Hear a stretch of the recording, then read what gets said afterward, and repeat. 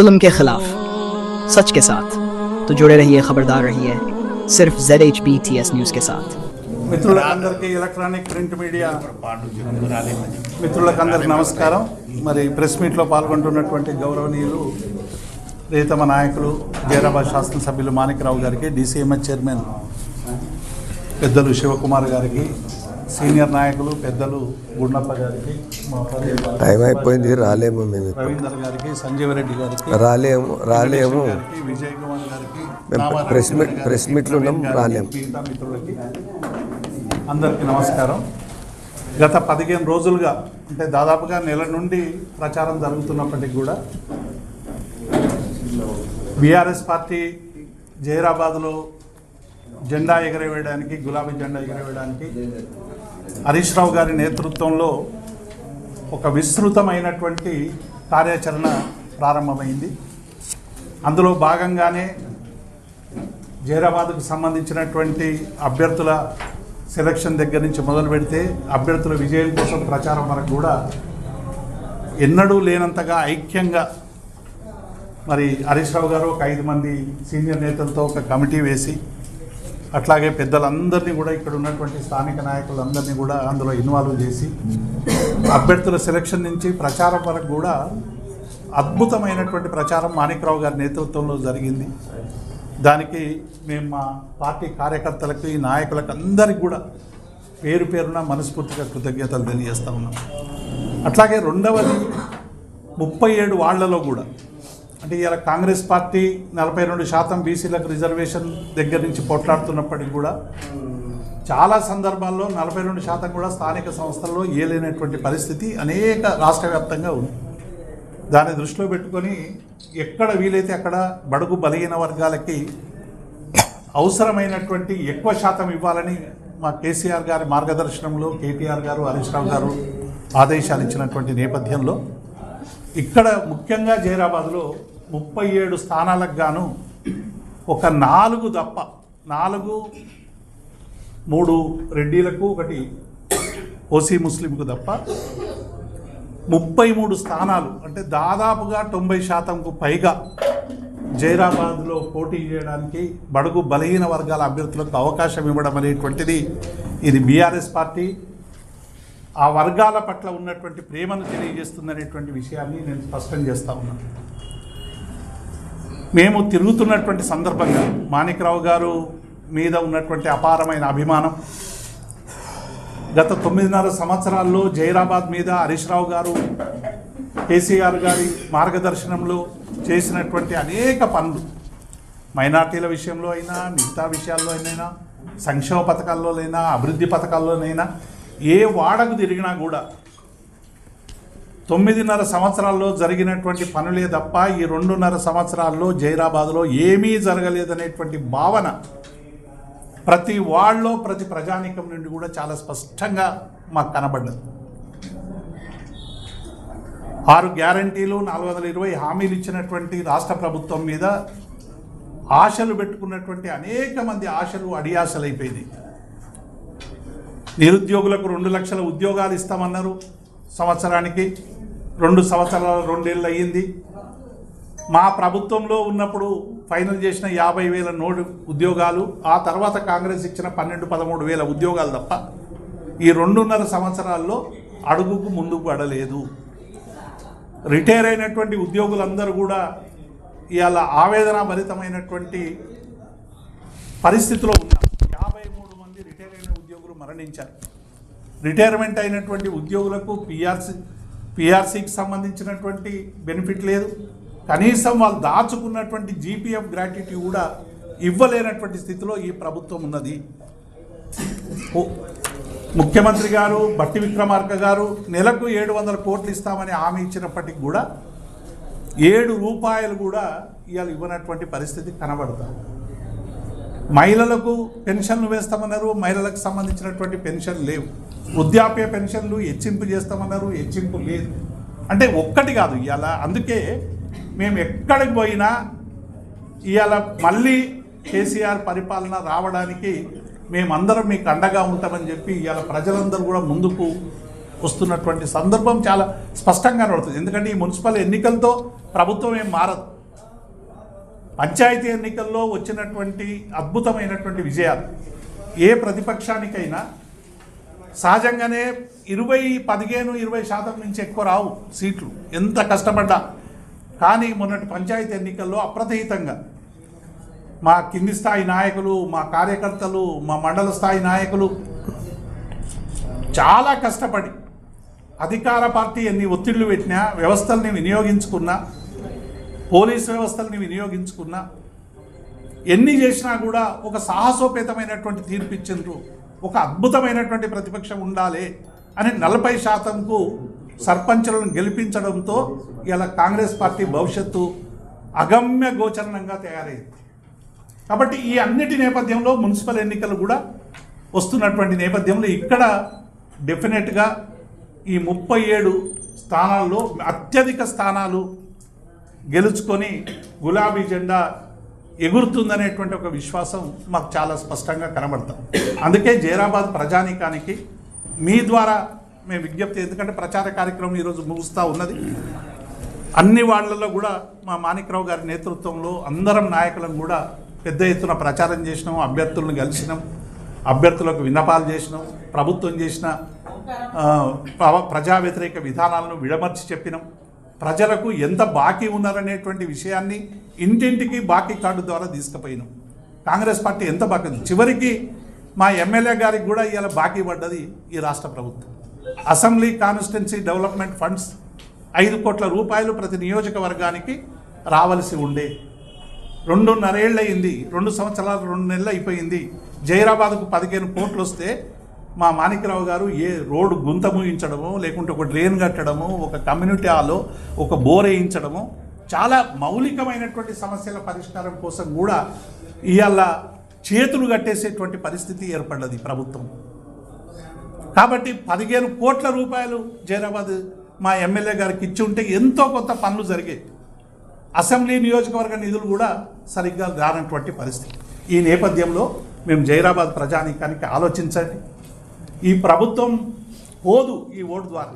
కానీ మొన్న కొట్టిన ఒక చెంపదెబ్బ ఇప్పుడు ఇంకొక చెంపదెబ్బ కొడితే కాంగ్రెస్ పార్టీకి ఈ స్థానిక ఎన్నికల ద్వారా తప్పకుండా వారు ఇచ్చినటువంటి హామీల అమలు కోసం ఆలోచనలో పడేటువంటి అవకాశం ఉంది. అన్ని సమస్యలు పరిష్కారం కావాలి అంటే బీఆర్ఎస్ పార్టీకి ఓటు వేసి గెలిపించాలని మేము ఏదైతే ప్రజలకు విజ్ఞప్తి చేసినామో మళ్ళీ మీ ద్వారా, ఎందుకంటే పత్రికలే మేము ఎంత చెప్పినా, ఎంత అరిచినా, మేము ఎంత దగ్గరికి పోయినా పత్రికల్లో వార్త ద్వారా చదివేటువంటి అందరికీ చేరనటువంటి ప్రతి ఒక్కరికి కూడా మా అభ్యర్థన మీ ద్వారా చేరేటువంటి అవకాశం ఉంది. కాబట్టి మేము జైరాబాద్ ప్రజలకు వినమ్రంగా విజ్ఞప్తి చేస్తూ ఉన్నాం.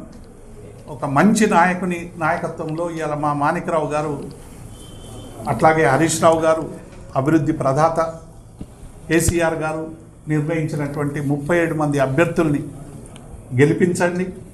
గెలిపించి జైరాబాద్ మున్సిపాలిటీ మీద గులాబీ జెండా ఎగురితే తప్పకుండా అసెంబ్లీలో శాసనసభ్యునిగా వారు పోరాడతారు. క్షేత్రస్థాయిలో మా కౌన్సిలర్లు, రాబోయే చైర్మన్లు, వైస్ చైర్మన్లు పోరాడతారు.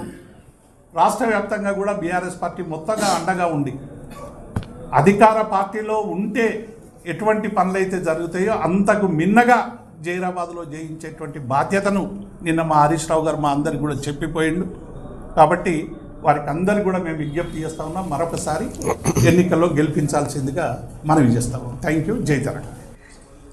జైరాబాద్ మున్సిపాలిటీలో ఏదైతే మున్సిపల్ ఎన్నికలు జరుగుతున్న సందర్భంగా ముఖ్యంగా ఈ ఎలక్షన్స్ ఇంచుమించు 12 ఏళ్ల తర్వాత జరుగుతున్న ఈ ఎన్నికలు తెలంగాణ రాష్ట్రం వచ్చిన తర్వాత మనం ఎంత అభివృద్ధి చేసినామో ప్రజలందరికీ తెలుసు.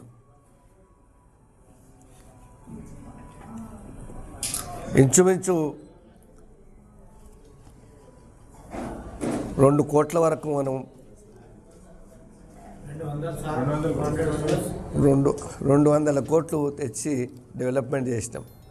దాంట్లో డ్రైన్లు కానీ, రోడ్లు కానీ, డివైడర్ కానీ, సెంట్రల్ లైటింగ్ కానీ, గ్రీనరీ కానీ ఇంత డెవలప్మెంట్ చేసిన తర్వాత మరి ముఖ్యంగా ఆల్ కమ్యూనిటీస్, అన్ని కమ్యూనిటీలకు వారి కమ్యూనిటీకి మరి వారి యొక్క కమ్యూనిటీ హాల్స్ ఇవ్వడం జరిగింది.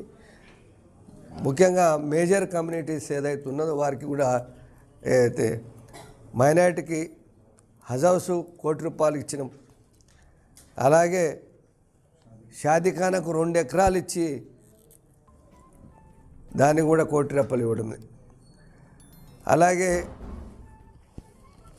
ఇన్ని ఫండ్స్ ఇచ్చిన తర్వాత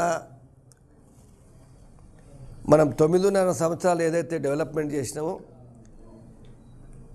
కొంత మట్టుకు ఈ ప్రభుత్వం వచ్చిన తర్వాత కనీసం ఉన్న ఫండ్స్ ఏదైతే మిగిలిన ఫండ్స్ కూడా డెవలప్మెంట్కు వాడుకోలేదు. వాటిని అన్నీ కూడా మరి అధికారులను అడిగితే ఆపేయండి అని చెప్పడం జరిగింది. ఇంచుమించు 50 కోట్లలో 25 కోట్లు పని జరిగింది, ఇంకా 25 కోట్లు పెండింగ్ ఉన్నది. 30 కోట్లు కూడా ఆపేయడం జరిగింది. గతంలో మన దగ్గరికి గౌరవనీయులు సీఎం గారు రేవంత్ రెడ్డి వచ్చినప్పుడు కూడా వారికి నివేదించడం జరిగింది. సార్, మా దగ్గర ఇన్ని కోట్ల రూపాయలు పెండింగ్ ఉన్నాయి, ఇంచుమించు 55 కోట్లు ఉంటాయి, వాటిని ఇచ్చే మున్సిపాలిటీ మెరుగుపడుతుందని కూడా చెప్పడం జరిగింది. కానీ పరిస్థితులు కనీసం ఒక్క మాట కూడా చెప్పలేదు. పనులు మనం చేసినాం, పలకలు మాత్రం వాళ్ళు పనిచేసారు. పనులు మనవి, పలకలు మాత్రం వాళ్ళవి. కాబట్టి ఇది కాంగ్రెస్ ప్రభుత్వం చేస్తున్నటువంటి మోసం. ప్రజలందరూ తెలుసు. 6 గ్యారంటీలు అని చెప్పి, 400 హామీలు అని చెప్పి, దాంట్లో ఒక్క గ్యారంటీ బస్సు ఒకటి ఇచ్చిర్రు. ఆ బస్సు కూడా ఏదైతే బస్సులో లేడీసు ఏ రకంగా కొట్లాడుతున్నారో, ఎవరికొరు జుట్లు పట్టుకొని, కొందరికి బంగారం పోయిందని కొందరు కొట్లాడడము, డ్రైవర్లు ఓవర్లోడ్ అయితే బస్సు నాపేసి నేను నడపలేను అని మరి వాళ్ళు కూడా కిందికి దిగిపోయిన పరిస్థితి ఉంది. అంటే ఈ ప్రభుత్వంలో చేస్తున్నటువంటి ప్రజాపాలన అని చెప్పి ప్రజలను మోసపుస్తున్నారు తప్ప, ప్రజలకు కష్టపెడుతున్నారు తప్ప ఎక్కడ కూడా ప్రజాపాలన జరగలేదని ఈ సభాముఖంగా మీ ద్వారా తెలియజేస్తున్నాను. కాబట్టి ఇది మరి ఇంత ఎక్కడైతే 2.5 సంవత్సరాలు అయిందో ఇంతవరకు కూడా అదే ఇప్పుడు ఎమ్మెల్యే ఫండ్ గతంలో అసెంబ్లీలో అడిగినాం, కనీసం ఎమ్మెల్యేలకు ఫండ్ ఏదైతే MLC ADC constituency assembly constituency development fund ఇవ్వమని అడిగితే ఇంతవరకు ఇవ్వలేదు. అంటే ఎమ్మెల్యేలను కూడా పట్టించుకోలేదు. కాబట్టి మీరు ఆలోచించండి ప్రజలారా. ఇప్పుడున్న ఎలక్షన్స్లో, మున్సిపల్ ఎలక్షన్స్లో మీరందరూ కూడా బీఆర్ఎస్ ప్రభుత్వానికి ఓటేసి గెలిపియండి. రాబో దినాలలో మున్సిపాలిటీలో ఏదైతే ఈ ఫైనాన్స్ 15th ఫైనాన్స్ కానీ వాడికి ఫైనాన్స్ ఏదైనా డబ్బులు వస్తే తప్పకుండా డెవలప్మెంట్ డైరెక్ట్గా కౌన్సిలర్స్కే వస్తాయి. కాబట్టి డెవలప్మెంట్ తప్పకుండా జరుగుతుంది. కాబట్టి బీఆర్ఎస్ ప్రభుత్వంలో జరిగినంత అభివృద్ధి ఇప్పుడు జరగలేదు. కాబట్టి ఆలోచించండి మున్సిపల్ ఉన్న ప్రజలందరూ కూడా. ఇప్పుడిప్పుడు తెలుస్తుంది కొన్ని ఏరియాల నీళ్లు రావట్లేం లేదు, ఏదైతే మిషన్ భగీరథ నీళ్ళు సరిగా రావట్లేదు అంటారు. చాలామంది మరి వార్డులల్లో చిన్న చిన్న వస్తువులు బల్బులు లేవంటున్నారు. ఈ పరిస్థితి అంటే తెలంగాణ రాష్ట్రాన్ని చీకట్లో ముంచేసినటువంటి ఈ ప్రభుత్వం ఈ రకంగా ప్రజలందరూ మేల్కోవాలి. ఏ ప్రభుత్వం మనల్ని కాపాడుకుంటుందో, ఏ ప్రభుత్వం మనకు సంక్షేమం కానీ అభివృద్ధి కానీ చేస్తున్నారో ఆ ప్రభుత్వాన్ని మీరు గెలిపిస్తారని, కేసీఆర్ చేసినటువంటి అభివృద్ధి మీ అందరికీ తెలుసు, సంక్షేమం కానీ అభివృద్ధి కానీ, అదేవిధంగా హరీష్ రావు గారి యొక్క ఆదేశాల మేరకు మనం జహీరాబాద్లో కూడా చాలా డెవలప్మెంట్ చేసినాం. ఆ ఉన్నదాన్ని కూడా చక్కగా పెడతారు. మనం రోడ్డు మీద చూస్తున్నాం, ఆ గ్రీనరీలో నీళ్లు కూడా సరిగా పోయట్లేదు. అంటే ఇది ప్రభుత్వం చేస్తున్నట్టు మోసం. కాబట్టి ప్రజలు, మున్సిపల్లో ఉన్న ప్రజలందరూ కూడా ఆలోచించి బీఆర్ఎస్ ప్రభుత్వానికి ఓటేసి గెలిపిస్తారని మీ అందరికీ విన్నపించుకుంటున్నాం. ముందుగా మీడియా సమావేశం కంటే ముందు మీ అందరితో ఏంటంటే ఓటు అప్పీల్ చేస్తున్నాం. ఎందుకంటే మీరు అందరు మా కుటుంబ సభ్యులు కాబట్టి మీ ఓట్లన్నీ కూడా మాకే వేయాల్సిందిగా ప్రార్థిస్తున్నాం. ఫస్ట్ మరి ఈరోజు మున్సిపల్ ఎన్నికల్లో భాగంగా ప్రచార ఘట్టం చివరి దశకు, అంటే ఇంకొక 15-20 నిమిషాల్లో ప్రచార ఘట్టం అయిపోతుంది. దాంట్లో భాగంగా ఏంటంటే ప్రెస్ మీట్ ఏర్పాటు చేసుకోవడం జరిగింది. ముందుగా మీడియా మిత్రులందరూ కూడా నమస్కారాలు తెలియజేస్తూ, మరి ఈరోజు జహీరాబాద్ మున్సిపల్ ఎన్నికలు దాదాపుగా 12 సంవత్సరాల సుదీర్ఘ కాలం తర్వాత ఎన్నికలు రావడం జరిగింది. వివిధ కారణాల వలన ఆగిపోయి ఈరోజు ఎన్నికలు వచ్చినాయి. ఈరోజు దాదాపుగా 37 వార్డులకు సంబంధించి మరి జహీరాబాద్ పట్టణంలో అన్ని వార్డులు మా ఎమ్మెల్యే గారితో కలిసి మరి మా యొక్క అందరి టీం బృందం అంతా కలిసి మరి తిరగడం జరిగింది. ఈరోజు 37 వార్డులలో కూడా పెద్ద ఎత్తున స్పందిస్తూ వాళ్ళందరూ కూడా ఏంటంటే బ్రహ్మరథం పత్రి పట్టడం జరుగుతుంది. బీఆర్ఎస్ పార్టీ బలపరిచినటువంటి అభ్యర్థులను గెలిపించి కౌన్సిల్కి పంపించేసి మా యొక్క వార్డులో ఉన్న సమస్యలన్నీ తీర్చుకుంటామని చెప్పేసి వాళ్ళందరూ కూడా చెప్పడం. మరి ఇందాకనే మేము ఒక కాలనీకి వెళ్ళడం జరిగింది. వాళ్ళు స్వచ్ఛందంగా వచ్చి ఆ కాలనీకి సంబంధించి ఉన్న వాళ్ళందరూ కూడా మేము బీఆర్ఎస్ పార్టీకే మద్దతు ఇస్తాం, బీఆర్ఎస్ పార్టీ కౌన్సిలర్నే గెలిపించుకున్న తర్వాత మాకున్నటువంటి సమస్యలన్నీ కూడా మీరు తీర్చాలని చెప్పేసి వాళ్ళు చెప్పడం జరిగింది. ఈరోజు జహీరాబాద్ ప్రజలందరితో కూడా ఒకటే అప్పీల్ చేసుకుంటూ ఉన్నాం. మీరు ఒక్కసారి ఈ జహీరాబాద్ మున్సిపల్ ఏర్పడిన తర్వాత 1956 నుండి దాదాపుగా 2014 వరకు తీసుకుంటే సుమారుగా 58 సంవత్సరాల కాలంలో మరి ఒకే పర్యాయం నేను అనుకుంటా తెలుగుదేశం పార్టీ కౌన్సిల్ ఏర్పడ్డది. మిగతాకు సంబంధించినటువంటి 53 సంవత్సరాల కాలం పాటు ఈ కాంగ్రెస్ పరిపాలకులే ఇక్కడ ఈ యొక్క పట్టణాన్ని పరిపాలించడం జరిగింది.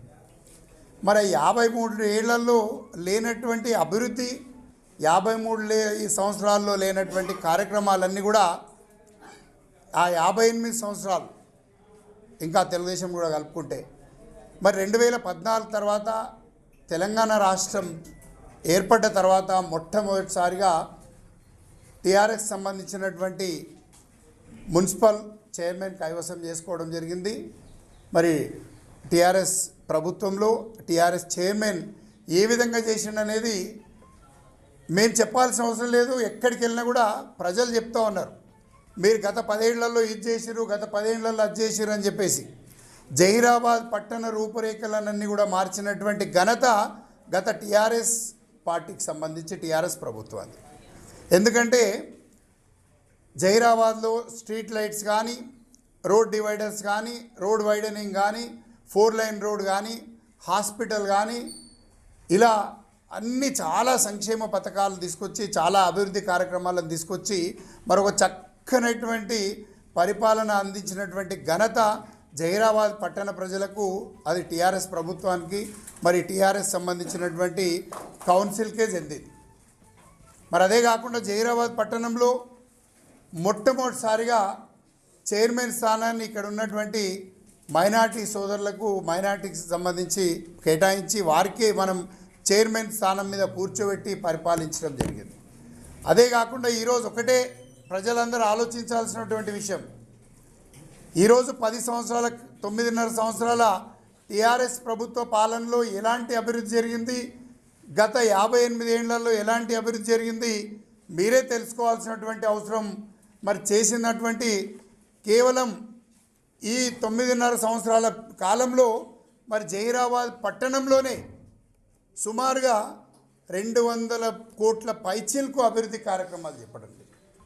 ఏదో నోటి మాటకు చెప్పట్లేదు మేము 200 కోట్లు. దాన్ని కూడా మీకు దగ్గర సుమారుగా 85 కోట్ల రూపాయలు TUFIDC నుండి అభివృద్ధి చేసినటువంటి రోడ్లు కానీ డ్రైనేజ్ కానీ మిగతా అన్నీ.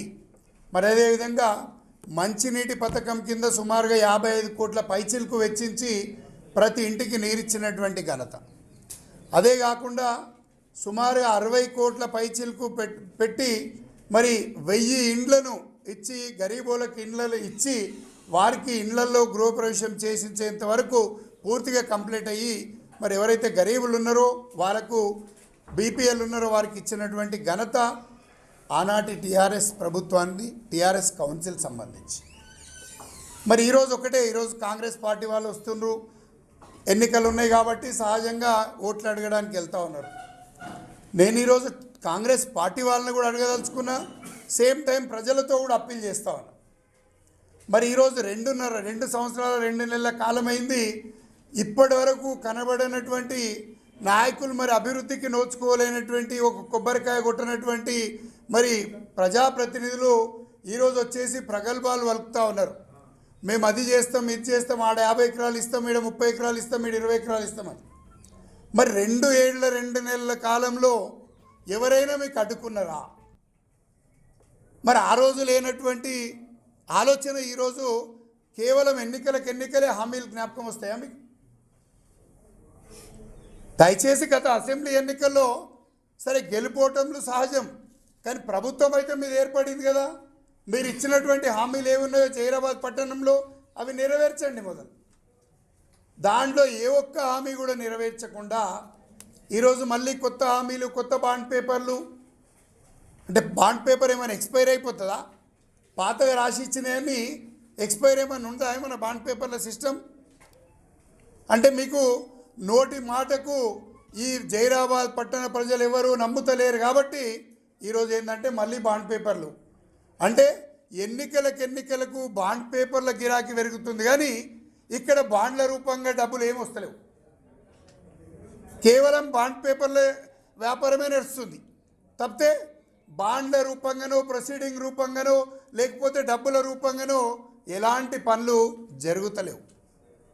మరి ఈరోజు జహీరాబాద్ ప్రజలకు ఒకటే అప్పీల్ చేస్తూ ఉన్నాం మేము BRS పార్టీ తరఫున. మేము 9.5 సంవత్సరాలు అభివృద్ధి చేసినాం కాబట్టి ఈరోజు మేమందరికి కూడా మరొక్కసారి అవకాశం ఏమని చెప్పేసి అప్పీల్ చేస్తూ ఉన్నాం. గతంలో చేసినటువంటి కొంత ఉంటే ఇంకా మిగిలినటువంటి పనులన్నీ కూడా మీరు మరొకసారి కౌన్సిల్లో అవకాశం ఇస్తే, మా యొక్క 37 వార్డు అభ్యర్థులను గెలిపిస్తే మిగిలినటువంటి పనులన్నీ కూడా మేము చేయడానికి అవకాశం ఉంటుంది. మా యొక్క ఎమ్మెల్యే గారి సహకారంతో చేస్తామని చెప్పేసి మీ అందరికీ అప్పీల్ చేస్తూ ఉన్నాం. ఇదే కాకుండా మీరు ఒక్కసారి ఆలోచించాలి, జహీరాబాద్ ప్రజలందరితో కూడా మేము వేడుకునేది ఒకటే, ఈరోజు కాంగ్రెస్ వాళ్ళకి ఎందుకు ఓట్లు వేయాలి ఒక్కసారి ఆలోచించండి. ఆ రోజు ఉన్నటువంటి రాష్ట్ర ప్రభుత్వం ఫైనాన్స్ కమిషన్ నుండి విడుదలైనటువంటి TUFIDC నిధులు 25 కోట్ల రూపాయలు వాపస్ తీసుకెళ్ళినందుకు క్యాన్సిల్ చేసినందుకు వేయాలా? మరి అదేవిధంగా జహీరాబాద్ నియోజకవర్గానికి సంబంధించినటువంటి 72 కోట్ల రూపాయలు పంచాయతీ రోడ్లకు సంబంధించి మరి ఆ పైసలన్నీ వాపస్ తీసుకుపోయి ఇక్కడ ఉన్నటువంటి రోడ్లన్నీ గుంతలు పడి ఇక్కడ ఉన్న ప్రజల నడ్డి విరిగిపోయి హాస్పిటల్ల పాలయ్యేందుకు ఓట్లు వేయాలా? లేకపోతే జహీరాబాద్ ఉన్నటువంటి వివిధ కులాల సామాజిక వర్గాలకు సంబంధించి పెద్ద మనసు చేసుకొని ఆ రోజు ఉన్నటువంటి కేసీఆర్ గారు సుమారుగా 25 కోట్ల రూపాయలు కమ్యూనిటీ హాల్స్ కొరకు శాంక్షన్ చేస్తే అందులో కొన్ని కంప్లీట్ అయినాయి, కొన్ని స్టార్ట్ కానటువంటి వాటికి అవన్నీ క్యాన్సిల్ చేసి వివిధ కులాలకు సంబంధించినటువంటి సబ్బండ వర్గాలకు సంబంధించినటువంటి సముదాయ నిధులను ఈరోజు క్యాన్సిల్ చేసినందుకు ఈ యొక్క కుల సముదాయ భవనాలకు ఇచ్చినటువంటి డబ్బులను వారికి ఇబ్బంది పెడుతూ వారి డబ్బులను క్యాన్సిల్ చేసినందుకు వివిధ కుల సంఘాలు ఓట్లేయాలా? ఒక్కసారి ఈ జహీరాబాద్ సంబంధించినటువంటి అన్ని కుల సంఘాలు కూడా ఆలోచించాల్సినటువంటి అవసరం ఉంది. मैं आप सबसे जो है ना गुजारिश करता हूँ, जहीराबाद के तमाम पब्लिक को जो है ना, आप शादी खाने के लिए हम पैसे दिए और वो शादी खाना रुका है, उसीलिए जो है ना वोट डालना क्या, आप सभी लोग जो है ना सोचना बोल के अब सभी भाइयों बहनों को मैं अपील करता हूँ।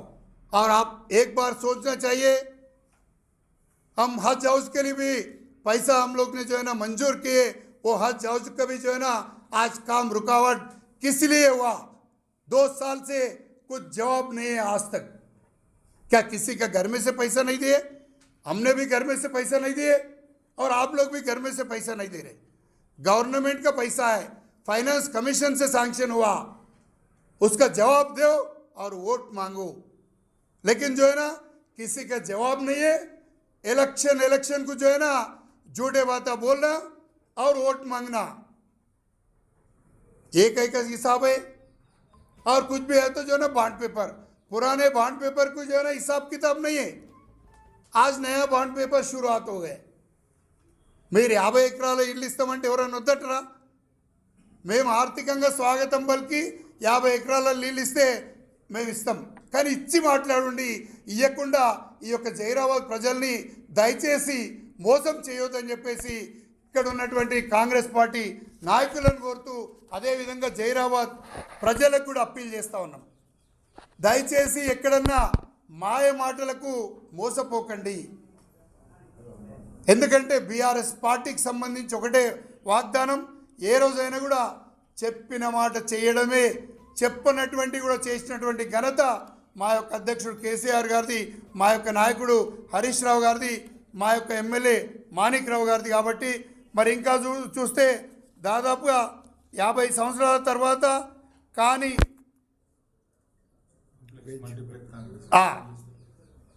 మరి మా అందరి అక్క చెల్లెళ్లకు అన్నదమ్ములకు ఇబ్బంది అవుతుందనే ఉద్దేశంతో స్ట్రీట్ వెండర్స్కి అందరికి ఇబ్బంది అవుతుందని 10 కోట్ల రూపాయలతోటి కట్టినటువంటి కాంప్లెక్స్ ఇప్పటి వరకు ఓపెన్ చేయనందుకు కోట్లు వేయాలా? మీకు రోడ్ల మీద ఇబ్బంది పెడుతున్నారని ఓపెన్ చేయాలా? ఏం కావాలి? కట్టినటువంటిది మీ దగ్గర ఉన్న గ్రాంట్లకని ఇచ్చేయండి ఫస్ట్. ఇవన్నీ చేయకుండా మరొక్కసారి జహీరాబాద్ ప్రజలకు మోసం చేయడానికి ప్రయత్నించకండి. ఏదైనా చేస్తే ఫ్యాక్ట్గా చెప్పండి, అది చేసి చూపెట్టండి అని చెప్పేసి తెలియజేస్తూ, జహీరాబాద్ ప్రజలందరూ కూడా ఒక్కసారి ఆలోచించి మీకు ఈ యొక్క 11వ తారీఖు రోజున 37 వార్డులకు సంబంధించి అభ్యర్థులు ఉన్నారు కాబట్టి వారందరూ కూడా మీరు మీ యొక్క అమూల్యమైనటువంటి ఓటును వేసి మరి జహీరాబాద్లో మిగిలిపోయినటువంటి పెండింగ్ అభివృద్ధికి అన్నిటి కూడా చేయడానికి మీరందరూ సహకరించి బీఆర్ఎస్ పార్టీ అభ్యర్థులను గెలిపించుకోండి. మరి గెలిపించుకొని జహీరాబాద్ను అభివృద్ధి చేసుకుందామని తెలియజేస్తూ, ఇప్పటికే వచ్చినటువంటి సర్వేల ఆధారంగా జహీరాబాద్ నియోజకవర్గంలో జహీరాబాద్ పట్టణం మీద మరొక్కసారి టీఆర్ఎస్ జెండా ఎగరడం ఖాయం. అదేవిధంగా కోహీర్ పట్టణంలో కూడా టీఆర్ఎస్ జెండా మొట్టమొదటిసారిగా ఎగరడం ఖాయం అని చెప్పేసి తెలియజేస్తూ, ఈ యొక్క 2 మున్సిపాలిటీల పైన టీఆర్ఎస్ జెండా ఎగరవేయడానికి ఈ యొక్క జహీరాబాద్ మరియు కోహీర్ పట్టణ ప్రజలందరి సహకారం కావాలని చెప్పేసి మీరందరూ సహకరించి మీ యొక్క అమూల్యమైనటువంటి ఓటును 11వ తారీఖు కారు గుర్తు కోటేసి మా యొక్క అభ్యర్థులందరినీ కూడా గెలిపించాల్సిందిగా ప్రార్థిస్తూ సెలవు తీసుకుంటున్నాం. वालेकुम नमस्ते।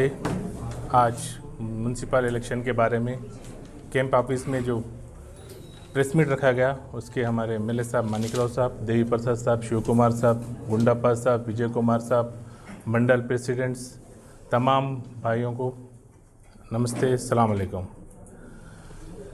11 तारीख के दिन म्यूनसिपल इलेक्शन का पोलिंग का दिन है। तमाम जहराबाद की आवाम से इल्तिजा करता हूं कि आप बीआरएस को वोट डालकर भारी मेजॉरिटी से जिताइए। Thank you.